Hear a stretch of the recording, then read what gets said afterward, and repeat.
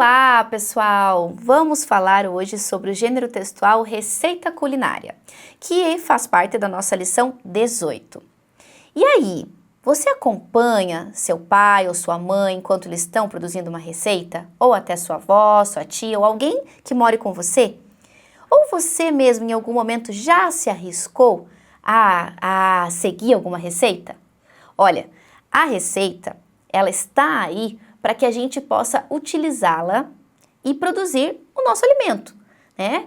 E aí o que acontece? A receita nos dá instrução, elas nos instruem, nos dá orientação para a gente poder fazer um bolo, para a gente poder fazer um prato, algum doce. E as características relacionadas a esse gênero estão muito próximas a questões de orientação mesmo. Então, olha só.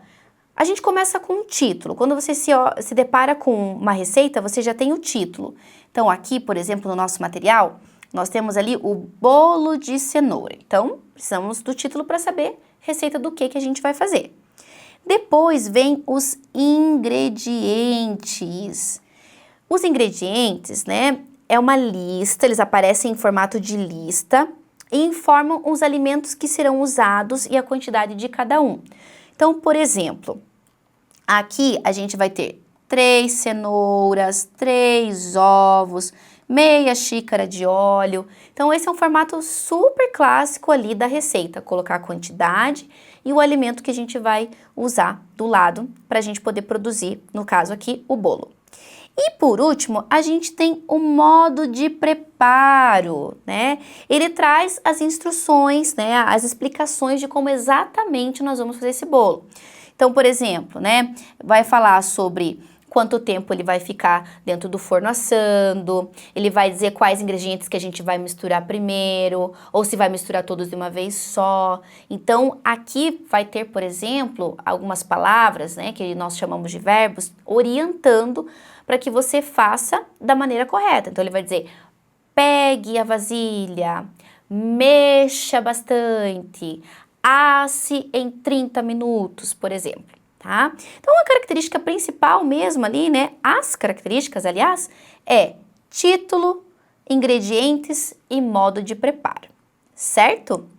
Vamos para a questão, porque na questão a gente consegue também identificar essas características dentro do texto que nós temos aqui no nosso material. Vamos lá.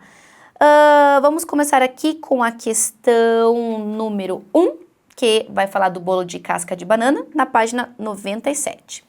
Vamos fazer a leitura desse bolo, dessa receita, e quem sabe você se inspira aí e pede para sua mãe fazer, ou até mesmo você pode fazer com a ajuda dela, ou do seu pai, ou com quem mora com você. Então vamos lá. Bolo de casca de banana. Ingredientes.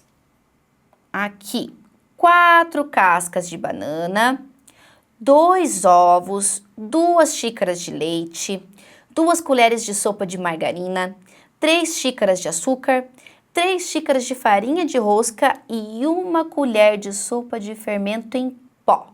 Então, pode perceber que ali nos ingredientes nós vamos colocar a quantidade em formato de numeral, tá? Depois o modo de fazer. Aqui aparecem aquelas palavras que eu falei para vocês, que são as palavras que orientam, né? São os verbos. Ele diz assim, bata as claras, né? Olha só, esse verbo, ele representa uma sugestão, né? Um pedido. Então, bata as claras em neve e guarde-as na geladeira. Ó, outra aqui.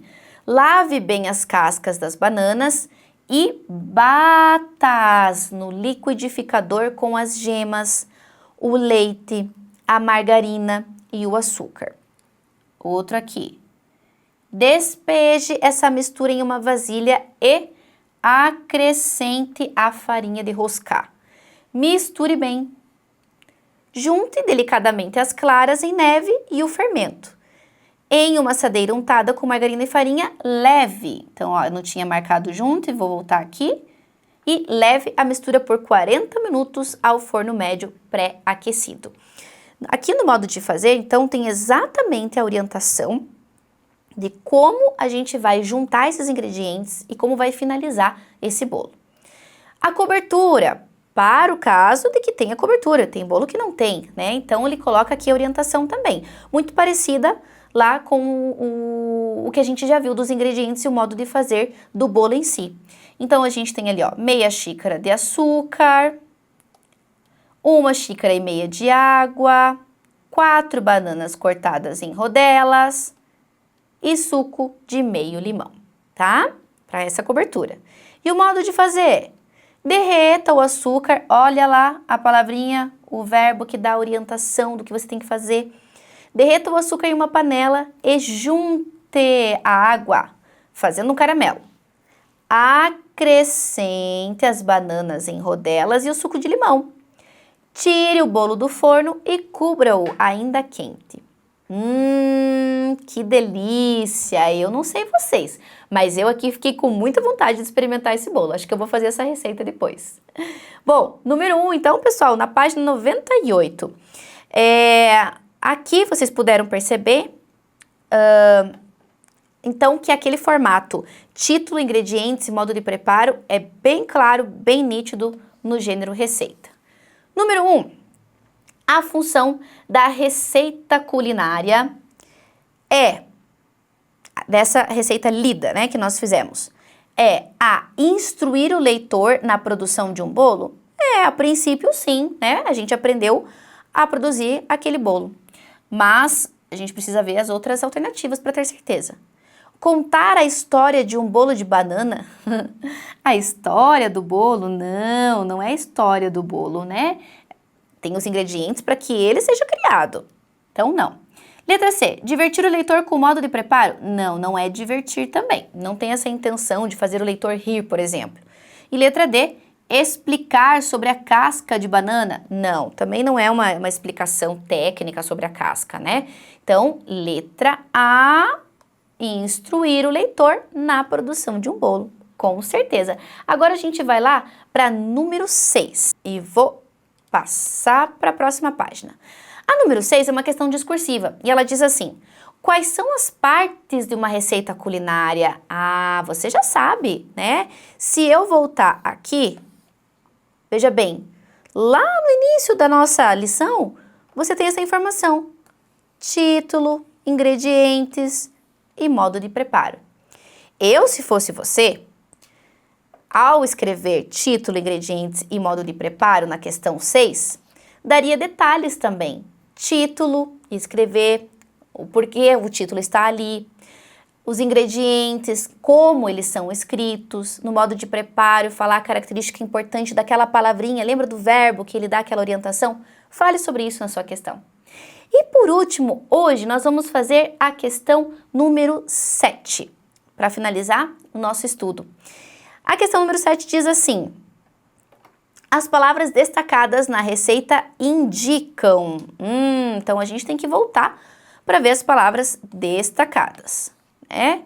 Então olha só, nós temos aqui ingredientes, modo de fazer, cobertura e o modo de fazer. Muito bem.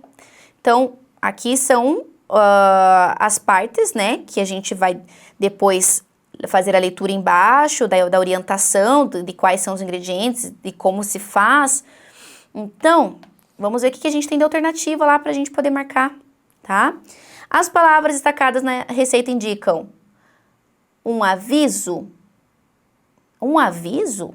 Não tá avisando nada, né? Um estado? Também não.